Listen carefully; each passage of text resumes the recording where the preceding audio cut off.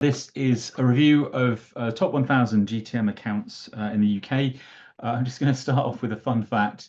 If you're looking at my face at the moment, you might see something a little bit strange. So I'm actually an identical twin, but our mum, there was an easy way that my mum and dad could tell me and Stephen apart was I used to have a birthmark on my cheek. So if you can look closely on the picture there, that's a picture of me when I was a lot younger. There's a tiny little kind of mark on my cheek. It's not, the resolution on that photo is not great, but you can just about kind of see it there. So, but it turns out they can do great stuff with lasers nowadays. So I've actually had my birthmark removed about 5 years ago, but I have to get it refreshed or updated. So my cheek at the moment looks like I got strawberry jam stuck on there, but actually it's just a birthmark that's been re-lasered. So in a week's time, it's going to go back to normal, and you can hopefully then barely see it. But yeah, if you're wondering, that's don't adjust your set. That's what's why my cheek looks strange. So I'm Phil Pearce, Analytics Director and founder at MeasureMinds. I've been doing Analytics, GTM, Look Studio for way too long. We've also I do a lot of kind of CMP stuff with so CookieBot and others, and also actively involved in MeasureCamp and our own kind of online events. I've also got a book on Amazon for Google Tag Manager Developer Guide. If you want a free copy, just ping me an email or send an email to hello@ saying send me a free PDF of the guide, and I'll send you that. And then our app, we've come runner-up for a number of growth awards.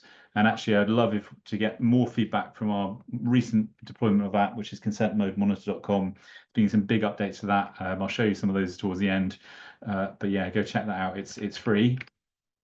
In terms of what I'm going to go through now, I'm going to go at a fair old speed. Bear in mind there will be a recording, so you can kind of slow things down during that. There's a lot of content I need to kind of get through, and the juicy stuff is kind of in the findings. So I just need to explain how I got to that point first and the research process that we went through in order to work out the sites to analyze, and then how to analyze those and how to take them apart, and almost like a scientific research process thing.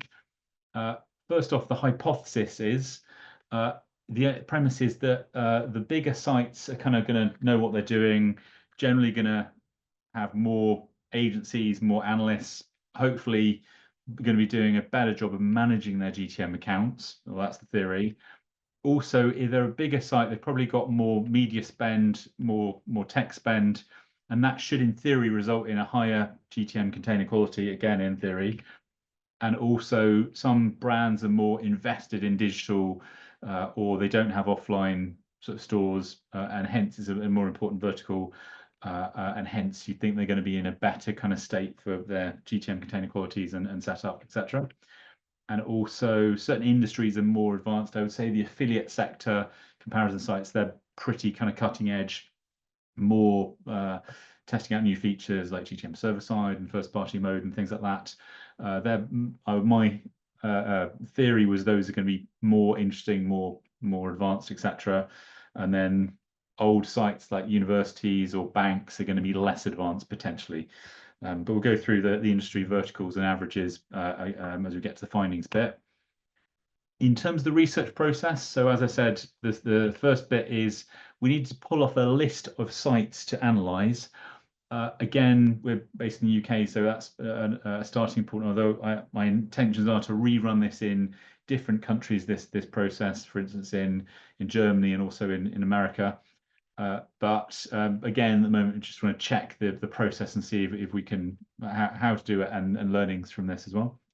So Bitwith's great. Bitwith has an awesome report for tech spend, which is a rough guide of how much they're spending on paid solutions. So like a GA360 would be a paid solution, and it's like a sum of those numbers gives you an average tech spend score, the highest being about 10,000, and then here we got 5,000, $50, etc. So that's great for targeting these big spending sites. And also I should mention the reason I focused on GTM is that GTM allows us to unravel what's going on within their tag management system. In effect, we can parse it and invert it into a kind of setup mode, in the same way that when you log into GTM and you can see what's going on, we can basically convert that rendered JavaScript file into a kind of similar to the GTM interface, and use that to see like what's going on and what tags are firing, what triggers are active, what blocking rules are active, etc., etc. So we've basically taken that average tech spend across the verticals these sites are in, so e-commerce, publishing, etc., and use that as a guide. So here, if they've got like 3 stars next to a particular tool, it's like a really expensive tool, or a trending one. Here we've got Klaviyo trending. And we filtered that for both sites that are in the UK and also had ideally a headquarters in the UK, just because any kind of compliance things, if a site might be in the top 1,000 for traffic, but they don't have a UK headquarters, then there's not going to be any regulation or enforcement activity against them, or unlikely to. Also, we focus on GTM because that's the technology that we've got a good understanding of, and we can use all these parsers and take that apart. At some point in time, I'd like to do a further study on Adobe Launch with a similar sort of process. And then we focused on sites sorting by tech spend, so the sorting descending on tech spend, pull out that top 1,000. And we also, though, because not all sites will expose their tech spend, or they're not on a FTSE 200 or 250 list, we also then supplemented that 1,000 list with sites which were highest on PageRank as well. So that's PageRank that we pulled off on Ahref. So the reason behind that is it's a more accurate data selection. We take a combination of the big spenders and the popular, because there's going to be some sites like free publishing sites where they get a lot of traffic and big page rank, but they're just not spending huge amounts because of their business model. So we wanted to do an accurate and fair distribution. So that's the reason we end up with these 2 data sources for the selection of the top 1,000. And we actually end up selecting about 2,000, then narrowing it down to just short of about 12,000. So here we've got 11,606, 11, just short of 2,000. And it's almost 50-50 between the distribution of both. So we've got the list of sites that we're going to crawl and analyze. The next process is running ScreamingFrog on that. ScreamingFrog is an awesome tool. It's like £150 per year. It's so cool. So we just ran that on 0 depth mode. So that's going to scrape or crawl the home page, only the home page, because we've got to run this through at least 1,000 sites. We did a pattern match on GTM initially to pull out the GTM account ID. That's the bit we need to take to parse the file. And that sounds like a simple process. So we just scrape the GTM account ID using standard pattern matching. Simple, you'd think. Unfortunately not. So sometimes the GTM account ID is not exposed on the page, not in the header. If they're using a plugin like GTM for Drupal, it gets added via a third-party kind of bundled file.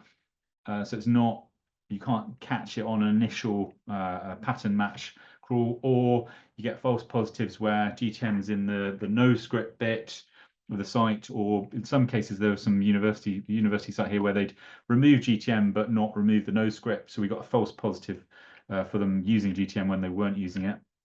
And then also some sites would incorrectly move the GTM code inside the cookie banner.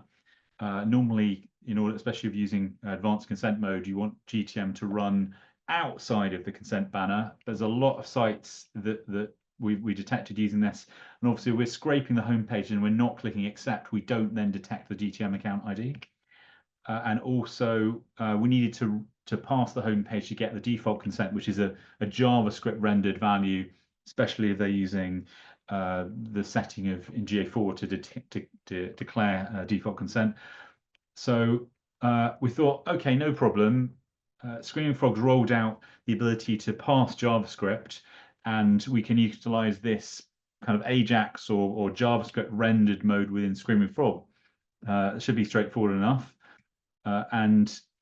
So here we're actually running a JavaScript function to get the GTM injected file name here.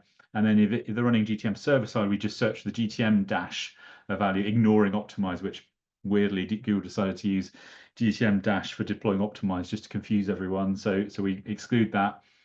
So this is a more accurate way of detecting the valid GTM account ID, and this will pick up the first a container that's rendered in the list, and there's a little cheat sheet if you want to run these commands. You do need to wrap them in a kind of almost like an on-ready command when running these in ScreamingFrog, like JavaScript mode. But this was an improvement, but it was not quite there, unfortunately, because it turns out that a lot of sites, when you're trying to run a robot tool like ScreamingFrog through the site, ScreamingFrog just gets blocked. So we thought, okay, well, that's all right. We'll make it look like a human. We'll say it's not ScreamingFrog, it's just Chrome. Unfortunately, that wasn't enough. So we tried using IP proxies, not a direct connection, rotating IP addresses, etc. Still hit issues. And also we needed to do a positive opt-in for all these CMPs and set CMP accept, and also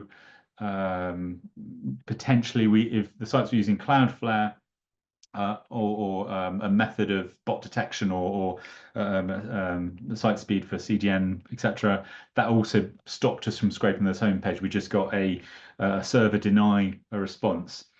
So we thought we potentially could use some other methods of getting around bot detection, but the simplest possible mode here, and we were after a kind of lightweight solution, was in order to get past the robot detection is basically hire a team of cats.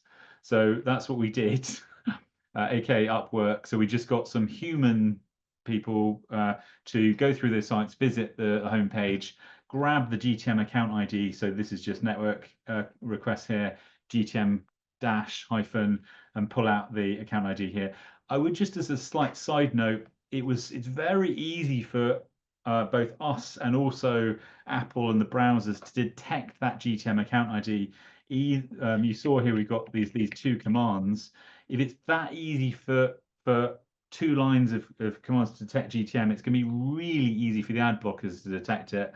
And as a slight side note, I would really encourage sites to try and move to both first-party mode and use tools like sort of Stape or similar to anonymize and remove any standard pattern like GTM dash or GA dash to not get automatically blocked, especially with loading Apple in private mode. So anyway, we ran that process. We've then got, for the sites that got blocked by the bot detection, we have the GTM account ID. And the good thing is that GTM itself, like loading the GTM dash file, doesn't have bot detection against it. I mean, it has obviously denial of service protection, but it doesn't run any bots. So we can do a standard scrape of those endpoints and get the GTM account file for parsing.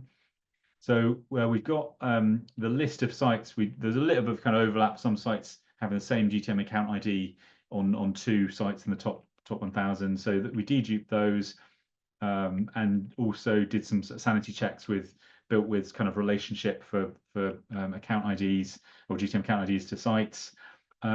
We did notice some sites were loading a container across multiple brands, which is not a process I would recommend. Normally, if they're using 360 or zones, it's better to do a country level container, i.e. different GTM account ID per site, and not use the same account ID across multiple sites.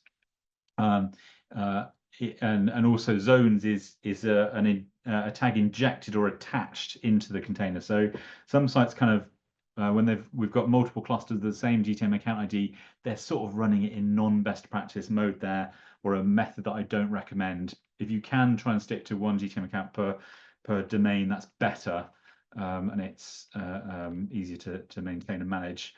Okay, so we've got that list of sites. We then cluster them into the big berthas, the small or medium-sized sites, the tiny sites, and the pretty much inactive GTM sites or dead ones.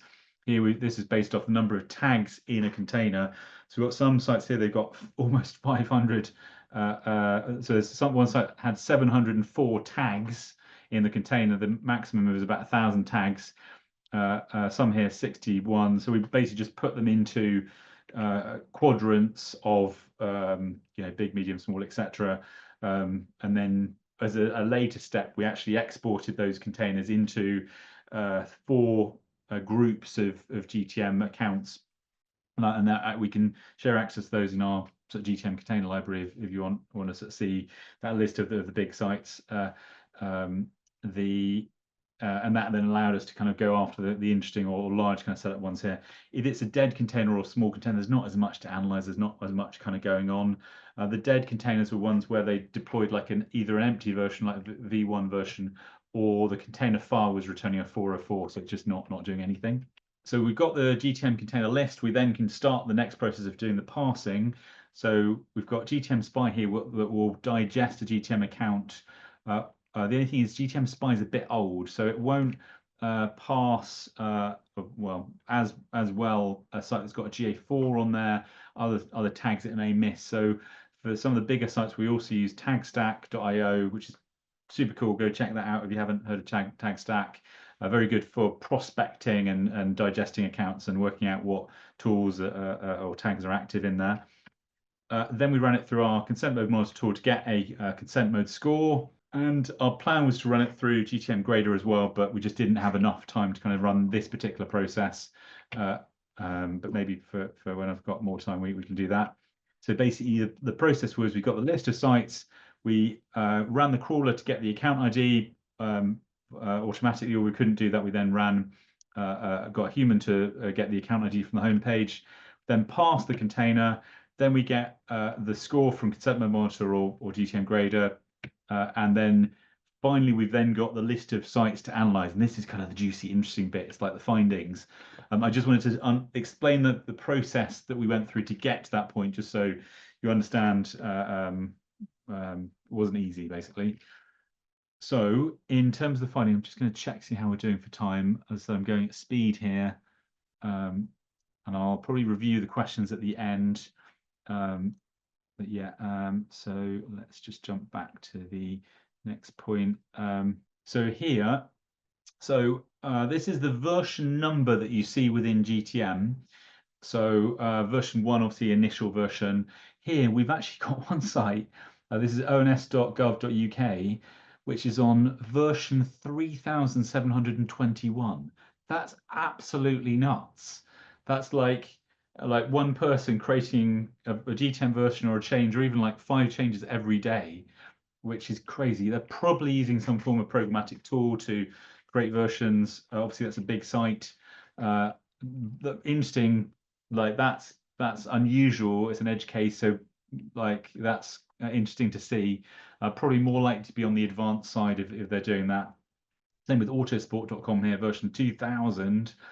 And then Cancer Research UK, charity in the list, Paddy Power, super affiliate. So I expect those ones to kind of be in there. They're heavily digitally invested. And then British Heart Foundation, another charity. Obviously, charities, they need to be seen to be spending money well, so more likely to invest in using tools effectively like GA4 and GTM, as given those tools are free. The average, though, here is more around the 200 to 300. That's the sort of like number of container versions I'm seeing that you are getting here. So these are edge cases on crazy usage, which is good. On the bad side, though, we've got some sites here in the top 1,000 that only have, we've got A to Z animals that are on 2 tags and version almost 300. I'm like, how do you get to version 300 only having 2 tags?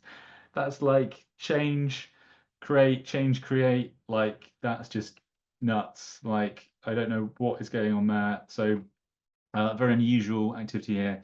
This one here, we've got only 3 tags. They're barely using GTM if they've only got 2 or 3 tags active, and also not creating very many versions. Normally you'd create a change in a version or iteration, or close a workspace and create a version and then deploy that. So either they're making lots of changes in one version, which is not good practice, or they're not really using the tool properly. There are some exceptions here. So Tesco's or version 169, I know for a fact that they've moved away from GTM to Telium. So there's a reason behind that why it's on 0 tags, but they haven't paused some of the tags in within GTM. So it's they haven't really like deactivate it properly. The same with TieVisa.com, which is on version 158 and 0 tags. Again, forgotten to pause. So yeah, these sites, they need a bit of help, or they've not not still executing GTM.JavaScript, which is a reasonably large file, and they're to remove it then if they're not actually actively using it. Actually taking apart the tags within the containers from this kind of 1,000 sites list, unsurprisingly, given that we're dealing with a Google tool here, the Google tag is on 994 out of that 12,000, so pretty high usage. And then we've got J4 events, almost similar sort of numbers. Conversion linker, a bit less actually. I'd expect to see that on all sites really, given that it's going to count more accurately on Safari. I know conversion linker does get bundled when you add like Google Ads remarketing, for example, but even so, you get that annoying warning at the top of the screen if you don't activate it. So there's like 300 sites in that list where they really should turn that on if they there's really no reason not to activate conversion linker. And then Google Ads conversion tracking is sometimes used as a secondary method. So again, I'd normally expect that to be seeing similar to what's active on GA4. So normally you might have GA4 conversions as primary within Google Ads, and then Google Ads conversions as secondary as a fallback mechanism, just to double confirm that ads are working as expected. And then Google Shop within here, relatively high. Floodlight or Search Ad 360 in here. The zones, so small number of sites on GA360 from this list, only 68 out of that kind of 1,000 or so. So not huge numbers using zones. And then the Google Ads user provided data, which is a relatively new tag. Not that many sites are aware of that, not actively using it. Maybe they're using the automatic user provided data feature, and thus they've not turned that one on. But this tag gives someone more control if they're tagging a login page or a newsletter page and wanting to turn on enhanced conversions without using that automatic method. And then Google Cloud Retail, hardly anyone's using, and Google Flights, one site is using. So quite a lot of tags still missing from that list, given that it's Google technology. I mean, Google could really quite easily just deploy conversion linker to all sites or sites that are missing it as almost like a programmatic change. But anyway, the non-Google tags in this list, and I should mention this list is based off the blacklisting ID. So every tag you add into GTM has like a 2 or 3 digit ID or code, and that's what blacklisting uses. Blacklisting stops a tag from running or allows it from running, but I can look for the instance of that ID and then use it to say, okay, the native Google Ads remarketing tag is active, or the native LinkedIn tag is active. So here we've got Microsoft, Bing, and LinkedIn, quite heavy. A lot of sites using those, unsurprisingly, because you need them to be able to report conversions or run remarketing. Hotjar also quite strong on this list. Pinterest on here. Interestingly, that Pinterest has overtaken Twitter in terms of its usage, probably because of the damage that Elon Musk has caused to Twitter. So given that it's a free tag, either advertisers are not using Twitter and thus they don't want or don't feel the need to use that tag, or they've just moved away from it. We've also got Crazy Egg on here, Awin, Mouseflow, etc. You can see Hotjar's way ahead of Crazy Egg and Mouseflow from this template list. And then a small number of sites kind of on the end. What's not in that list is the Facebook tag, and the reason it's not in there is it's not a native tag. So in a second kind of phase or crawl, we're going to do a pass of JavaScript files like fb.event.js. But for here, the problem with that method is, officially sites should be using a community tag rather than a custom HTML with Facebook events.js.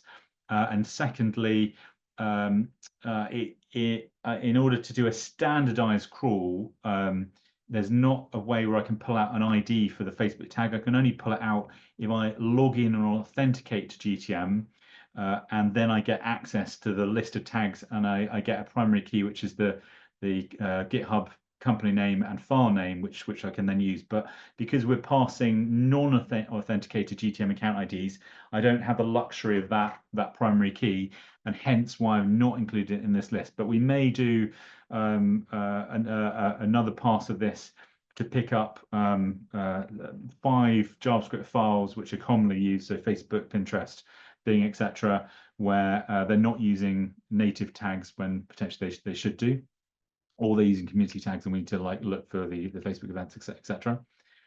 So because we're trying to do a minimum viable like scan and list, that's why we've not done it on this pass, and just focused on the template and native tags. Interestingly, there is a template and native tag which is GA3, which is still active on some of these big sites. Yeah, like this is like sites running in Stone Age mode. Like GA3 died. What is it? Not was it? I'm trying to think. It was last July or so, or maybe even longer than that. So they really shouldn't be loading GA3 on the site. And we've got like ITV, for example, the FA.com, loads of sites still loading GA3, which is crazy. Okay, they might be loading GA3 or analytics.javascript with a backend loader. So i.e. GA3 loading GA4 via a connected tag. But again, really, that's not clean because you're then loading a library you don't need. It's much better just directly deploy GA4. There's really no need to load GA3, and the same also with urchin.js, which is like GA1 here, or JavaScript. Like there's some big sites on here which are using really archaic or legacy code bases. Obviously, they need to clean that up because those are not going to do the backend loader. Again, there's no reason or need to load GA1 or GA2 on the sites that it's just not going to work and not serve any purpose. These sites here just need to clean up their act and update the GTM account ID or their GTM accounts and remove those dead tags. So this was a summary of the native tags. There are a couple of actually dead native tags that still exist within GTM. So this Vue.interactive JavaScript tag here, that's been dead for a long time. I think that company actually no longer exists, but that was active on 1 out of 1,000 in this top site list. Mediaplex has again been dead for a long time. So a couple of tags that really are no longer active and should be removed. I can't talk about the Vue tag, but there's some additional information about that tag that I can mention later once an issue with it has been fixed. But it's very dangerous that tag is active on a live site at the moment. The other one in this list is again GeoClassic, Google Optimize, more dead or legacy tags in here, and Google Surveys. That's obviously, those ones just need to be removed or deleted. Quite interesting to see 90 sites out of 1,000 that still have Google Optimize active in there. So again, just needed a bit of a cleanup on that list. It's quite good to see Hotjar being so widely used. I'd expect to see Hotjar gradually transition over to Microsoft Clarity, given how much new features Clarity is starting to add. The only thing that I can't necessarily see is obviously Clarity can be added either directly as a community template, which is not going to be in this list, or it can be added via the native Bing tag as kind of like a backend loader. So I wouldn't necessarily pick that up in this list, but the native Bing tag would be detected. As a slight kind of follow-up project, the Bing tag, when you add it, doesn't automatically listen for default consent. And that's something that a lot of sites generally forget to go in and tick the second tick box. But maybe as a follow-up scan, we may pull up that list of sites that they need to fix their or update their GTM account for Bing for the second tick box. So the other bit here was these were sites that were loading. So GTM was behind the cookie banner. So these are sites that they've in effect maybe accidentally or maybe intentionally, but most likely accidentally, turned on advanced mode by only deploying GTM after someone clicks accept. So in this case, booking.com. What they should really do is load GTM outside of the cookie banner and set the Google tags, for instance, in basic mode by attaching those categories. That's a much better way of doing it. Also means that you can preload the JavaScript file without executing, and it's just like the official and correct way to do it. It also allows you to move to advanced mode more easily on certain countries, like let's say UK, you could run it in advanced mode, and the rest of Europe you might want to maybe run it in basic mode if you're not allowed to use consent mode pings. Some other big sites, Waitrose, similar, loading GTM behind consent, which again is not recommended. And also sometimes they're loading GTM with auto block active. So here we've got GTM loaded with in plain text mode here. This is in effect the same as or similar as loading GTM behind consent, which is again not ideal. And in fact, they've categorized GTM as 04 here as a targeting tag and analytics tag. That really should be a strictly necessary or C001 and without the plain text on there, as in GTM itself should execute, not be blocked, as in a loader should not be stopped from running. And you can see that by, in this case, I'm visiting Waitrose with tag system, which obviously tag system's been killed off, but you'd see the same thing by looking at the network inspector tab here and searching for GTM dash, and you'll see it's not loaded until an accept or allow is clicked. And then on some other notes, these are sites that are paying for GA360 or zones, but they don't appear to be actively using GTM properly. So they've only got like 2 versions here, or 25 versions, not many tags in there. So either they've reset their GTM account, which i.e. brand new account, which again, there's no reason why you'd reset, or they may have a secondary account running and they're doing all the work in the secondary account. But again, this is normally a signal that something doesn't kind of smell right.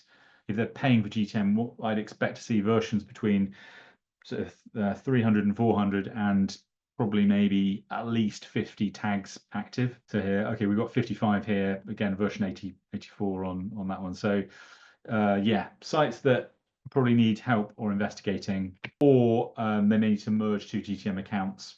Generally, I would say you don't need, there are ways of using zones without using zones, and being a bit clever about loading one primary account that does all your listeners and then loading a secondary account, which is more of a lightweight account if you need to run a country GTM account and then a zone like or a region like Europe, and then a rest of the world, etc.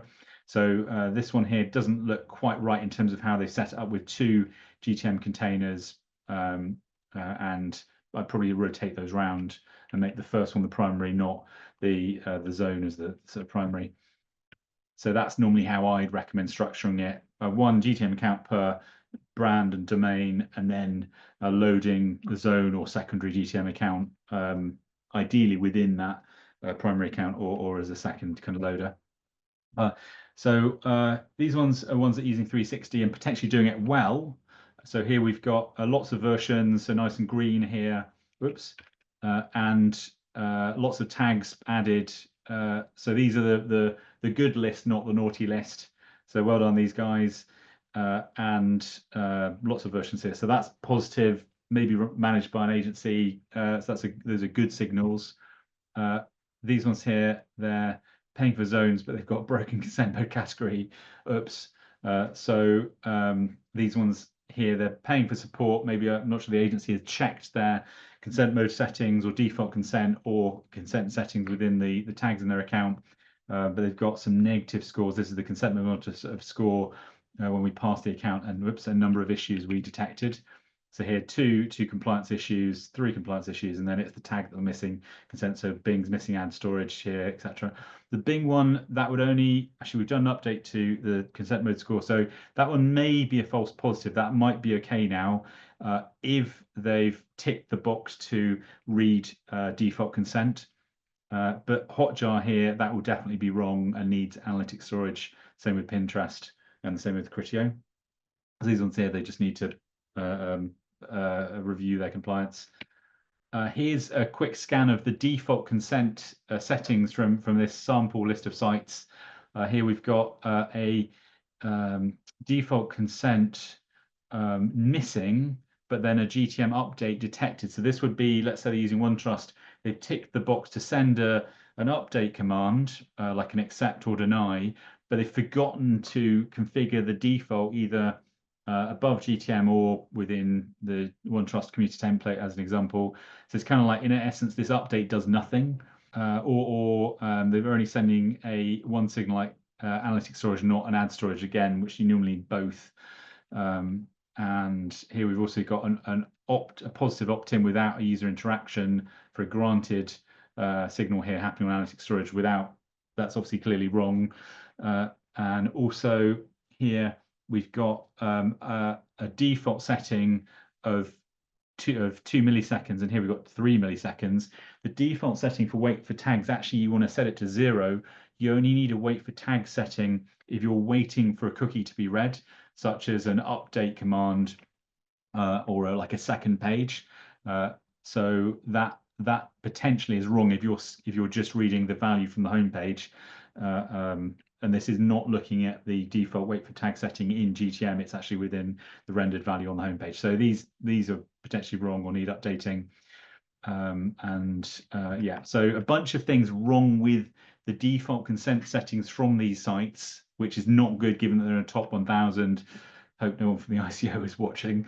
Yeah, also interestingly for me down here, these sites here had a data layer value on the homepage that was too large to be passed by the browser.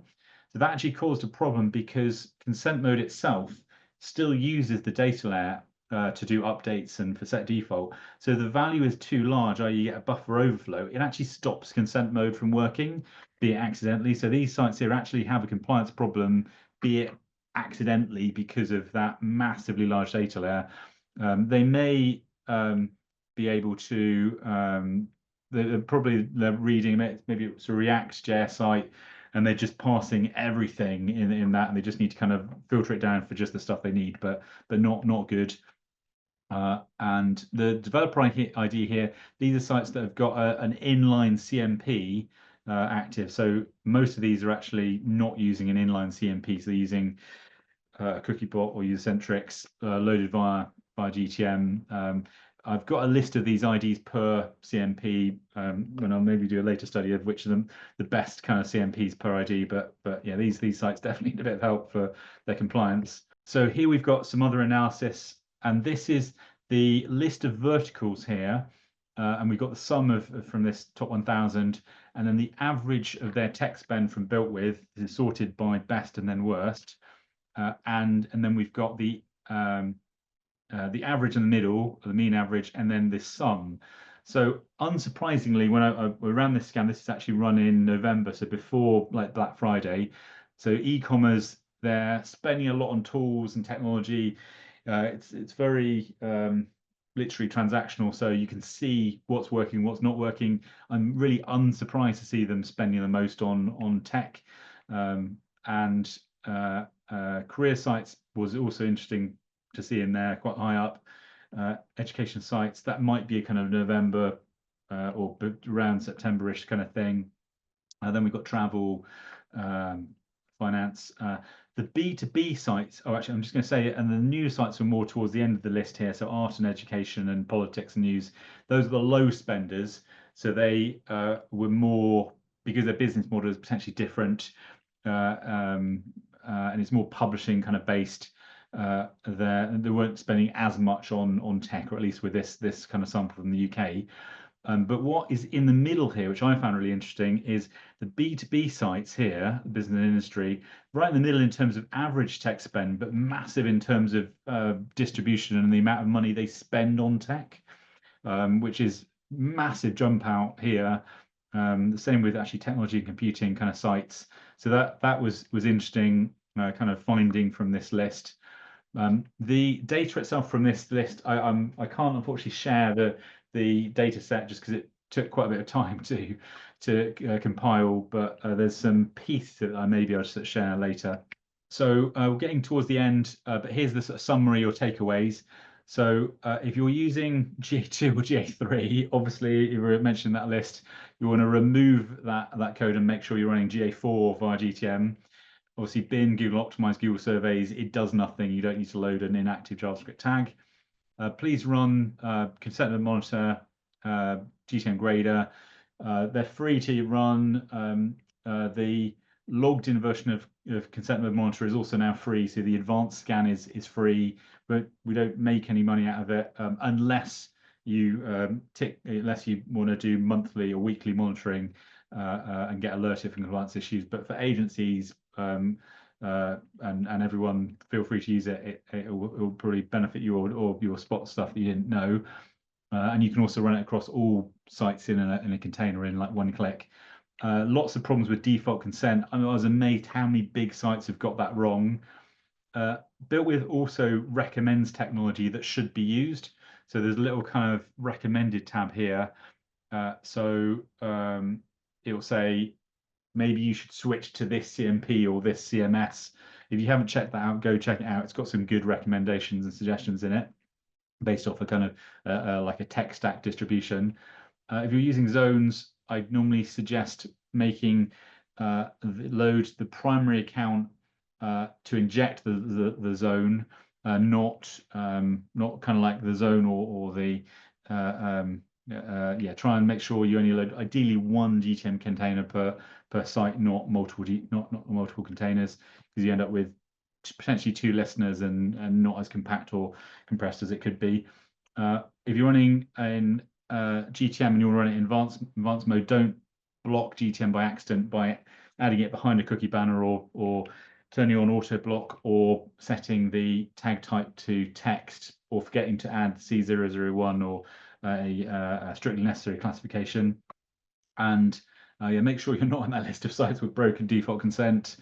And if you want to get access to the actual GTM account IDs, especially from the big list, you ping an email to hello@ saying add me to the tag library, or I can add you in there. Or if you scan that code, it will prompt you with a preset email saying add to tag library. So with that, I'm just going to check on chat and questions. Also, I'm going to leave on the screen the feedback survey. So that's for access to the slides, which you've got to fill in. So what do you like? What could we improve? And also, if you want access to an even newer beta version of the consent mode monitor, put that in the comment on the feedback form. Can you explain more about GA4 default consent override and how it works? I can.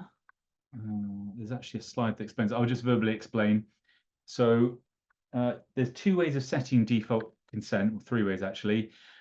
Either you set it in the header. So for instance, if you're using WordPress and you've got GTM for WordPress, you can set your defaults there, for example.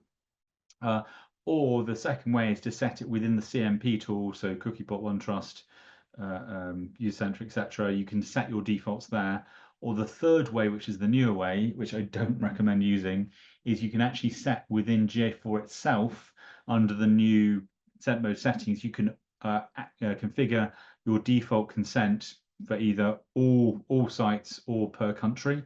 The reason I don't recommend using it within GA4 is because you might encounter a race condition where you're waiting for default consent. So Facebook, for instance, might have been fired and it's not blocked because default's missing. And then later GA4 loads and then you obviously get the defaults with denied as set as default. And it's just a really dangerous situation.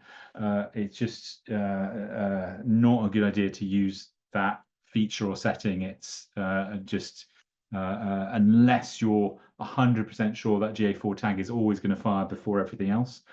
But also because it's using a G tag, not GTM, those data layer defaults may also not be correctly exposed, and it's just not good practice to use it. I wish Google would just hide that setting or feature. The only time I would say, the only instance of where you might want to use it would be if there's a legacy GA3 integration with, let's say, SharePoint, and you can only enter a GA3 account ID, which loads GA4 as a backend loader, and there you don't have access to GTM, thus you need to set a default consent. And in that instance, you could use those defaults. That's probably the only edge case instance I say you're going to use the default GA4 setting.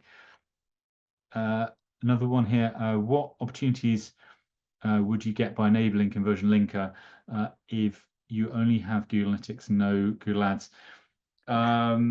So the conversion linker does a number of things. First thing it will do will mean it will store your Google Click ID as a first-party cookie rather than a third-party cookie, and that cookie is then recalled when a conversion happens on sale complete. So it will mean you get more conversions from Apple Safari. It doesn't work quite as well as it did in the sense that Apple or Safari would shorten cookies to 7 days potentially, but it's still worth turning on. There's no drawbacks from enabling it. It also does a second thing, which is it allows you to send a click ID to the second page. So if someone, let's say they don't accept consent on the first page, but they do on the second page, if you're running in implicit mode, like a US site, for example, then it allows you to increase accuracy of attaching clicks to conversions. So there are two useful things that Conversion Linker does, which I'd recommend utilizing. And they're not related to Google GA4. I'm going to look through the chat now. When I say not native, I mean let me just show you from this sheet. These here, you see the ID here. So this is from GTM blacklisting ID. So that's the Google tag. So these here are native tags. They are baked into GTM. So Google maintain them. So all the Google tags are native. And I ignore custom HTML and custom images for this purpose.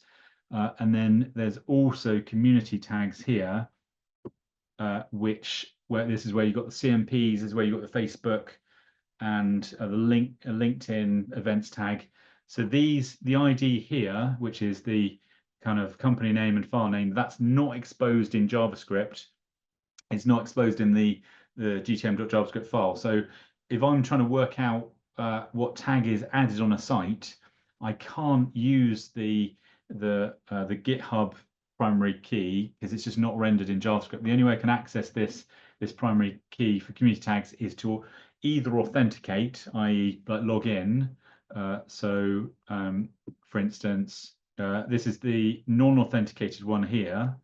There I can crawl, but this won't pick up Facebook. If I log in and on here, this one will potentially pick up community tags within this list. So Facebook's, LinkedIn's, etc. The ID for the non-native tags or community tags doesn't exist within GTM.JavaScript on the public file. So hence why we need to authenticate to get access to it. With some small exceptions, the CMPs, we get a developer ID, which I can use as a primary key. And we may add Facebook event.js into the lookup table in a kind of later sort of step. Microsoft Clarity is not there. Yeah, Microsoft Clarity is a community tag. It's not a native tag, unfortunately, or it's bundled with the Facebook with the Bing events native tag. Yeah, I mean, consent mode itself is so complex and difficult to set up, and Google have great obviously for agencies, but it's one of those things where it's like not either there's a possible compliance issue, or 4% of global revenue for GDPR, or 10% of global revenue. It's a digital marketing act site. I think Booking.com is now caught by DMA in the recent kind of round of updates. The rest is going to be the Googles, Facebook, TikToks that get the risk of the 10% of global revenue. But I did a whole talk about consent mode and digital marketing act, which is I can share later in notes.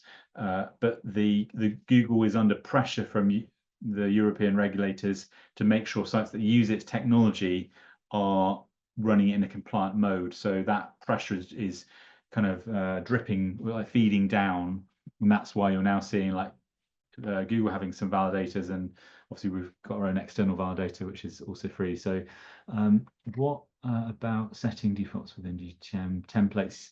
Yes, that's fine to do. And I'd actually say if you as long it depends a bit whether you're going to use GeoIP lookups. I like to use the CMP to look up the GeoIP and then use that to set the default consents, because then you don't get like, I don't know, 30 like defaults in Tag Assistant like pushed in the data layer. But yeah, if you're on WordPress or similar or Drupal, sometimes, or you've got a CMP plugin that's setting the defaults, or if you're using Autoblock, which I don't recommend, then you probably want to set your defaults in a CMS plugin, not within GTM. But you could do the updates within loaded via the CMP via GTM. Okay, you mean baked in versus, yeah. So I think that's most of the questions. We're actually on. We've got 2 minutes. Just for the last thing, if it's okay. Oh yeah, if you could post the feedback and you get access to the slides and let us know what you like, what you didn't like. While I've still got people on, I'm just going to play well, A mentioned the next event for Privacy for Marketers, which if you haven't signed up to it, please do. It's free. And it's a full day of training. And also the videos from the last event you can also sort of watch. If we've got any other questions, you ask away in. Let me just check if there's anything else in chat. I would say just from this process, I'm keen to do a version of this for kind of, for instance, the FTSE did a tech track top 1000. So there's a flavor of this that I'd like to expand out and do, which sites are using kind of technology in a clever or good way, and also add a layer of which agencies are running those. So we may introduce something similar to a Google verified code. So for instance, when you verify Search Console, it's normally either a meta tag on the homepage or a DNS verification. We're probably going to introduce a method of verifying that you're an owner of GTM, and then we can do kind of like a league of which agencies have got the best scores for consent mode or GTM grader or similar. But at the moment we have no easy way to link kind of who's the people managing those accounts with the scores. So that's something to kind of next kind of almost on the list or roadmap. And also there's probably a bigger study on sites that from this list. There's only like 2 sites that were using a first party mode from here, which I was really surprised about, and more sites that need to move over to that. What's not on this list was sites using Stape or similar, partly because I couldn't easily detect the file names that they're using because the file name is anonymized. So they may be using GTM, but I just don't have a method or mechanism of analyzing those ones. So someone's asked a question: how much did you spend for that research? Or said otherwise, how much would it cost to do that research for 1,000 German sites?